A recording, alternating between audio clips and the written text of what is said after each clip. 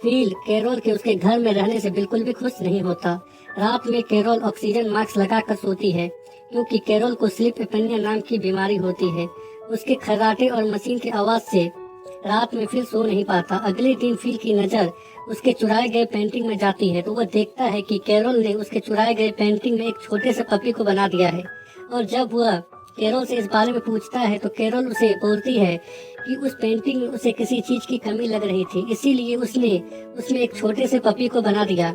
और अब यह पेंटिंग कैरोल और क्लाउड माउंट की पेंटिंग बन गई है। फील उसे आगे से किसी भी पेंटिंग को दोबारा रीपेंट करने से मना करता है। तभी उसकी नजर एक और पेंटिंग में जाती है जिसमें कैरोल ने एक छोटे से बतख को बना दिया था। यह देखकर फील को गुस्सा आ जाता है और वह वहाँ से जाने लगता है।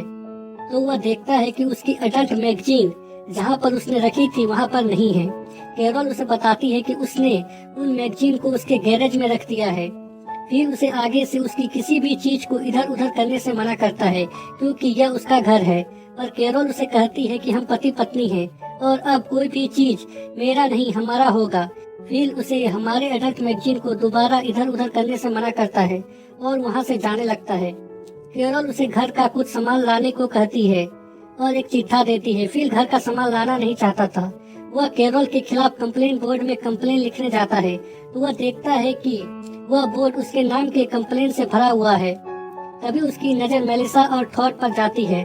थॉड बड़े ही प्यार से मेलिसा के बाल काट रहा था जिसे देखकर फील को बिल्कुल भी अच्छा नहीं लगता और वह मेलिसा और थॉड के आउटडोर में बाल काटने का कंप्लेन लिख देता है और वहाँ से चला जाता है।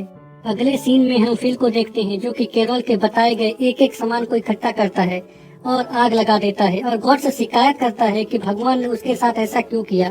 कैरोल को इस दुनिया की आखिरी महिला के रूप में उसके सामने क्यों भेजा जबकि मेलिसा भी थी, और भेजा भी तो मेलिसा के बाद थॉड को क्यों भेजा। तभी वहाँ पर एक कार आती है जिससे दो महिला उतरती है, गेल और एरिका, जो कि अलाइव इन टेक्सास देखकर यहाँ पर आई थी। वह फील को देखकर बहुत ही खुश होती है। फील भी उन्हें देखकर बहुत ही खुश होता है और जब वह फील से पूछती है कि क्या तुम यहाँ पर अकेले रह रहे हो तो फील थोड़ी देर सोचता है और कहता है कि हाँ। वह कैरोल, थॉड और मेलिसा के बारे में उन्हें कुछ भी नहीं बताता। वह लड़कियां फील को अपने साथ अपने घर ले जाती है जहां वह अभी अलाइव इन टेक्सास में आने के बाद रह रही थी।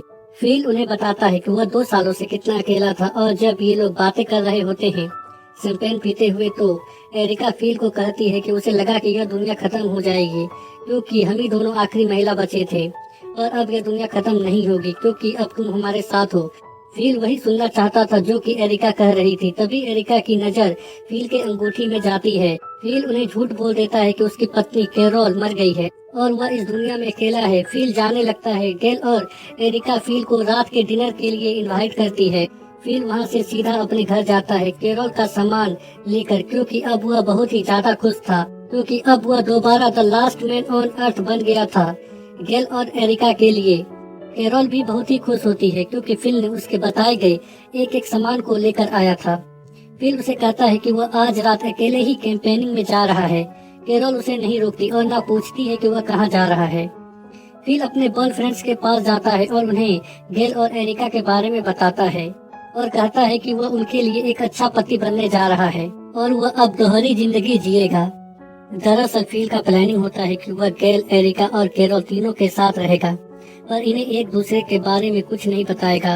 वह जेंटलमैन की तरह तैयार होता है और गेल और एरिका के पास जाता है जहां ये लोग बहुत ही मजे करते हैं, खाना खाते हैं, शराब पीते हैं।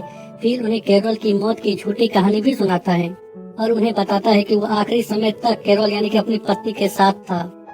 दरअसल फील उनकी सहानुभूति लेना चाहता था और होता भी कुछ ऐसा ही है। गेल और एरिका फील के मूड को ठीक करने के लिए ये लोग लॉन्ग ड्राइव में जाने का सोचते हैं। फील तुरंत ही मान जाता है। उधर हम कैरोल, थॉड, मेलिसा को देखते हैं जो कि डिनर टेबल में बातें कर रहे होते हैं और जब मेलिसा को पता चलता है कि फील कैंपेनिंग में गया है वह भी अकेले ही कुछ समय बिताने के लिए तो उसे फील पर भरोसा नहीं होता। थॉड बोलता है कि फील एक अच्छा इंसान है, वह कभी कभी बेतुकी बातें कर देता है पर आज हम उसी की वजह से यहाँ पर हैं। हमें फील के लिए कुछ करना चाहिए।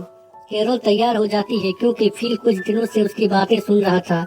मेलिसा को फील पर भरोसा नहीं होता पर वह उनकी मदद करने के लिए तैयार थी। इन लोगों का प्लानिंग होता है कि ये लोग पूरे घर को गुब्बारे से भर देंगे। इसीलिए ये लोग फील को सरप्राइज देने के लिए शॉपिंग करने के लिए जाते हैं। दूसरी तरफ हम फील, गेल और एरिका को देखते हैं जो कि कार में होते हैं और मजे करने की तैयारी कर रहे होते हैं। तभी गेल, एरिका और कैरोल की कार आमने सामने आ जाती है। ये लोग एक दूसरे को देखकर बहुत ही खुश होते हैं। फील कार से नहीं उतरता क्योंकि उसे पता था कि अब उसका भांडा फूटने वाला है और उसकी घनघोर बेइज्जती होने वाली है। गेल, एरिका, कैरोल, टॉड और मेलिसा को फील से मिलवाने के लिए ले जाती है, जहाँ कैरोल फील को देखकर चौंक जाती है और उसका नाम लेती है। गेल बोलती है कि क्या तुम इसे जानते हो? कैरोल उसे कहती है कि हाँ, ये मेरा हस्बैंड है। और यह एपिसोड यहीं पर खत्म हो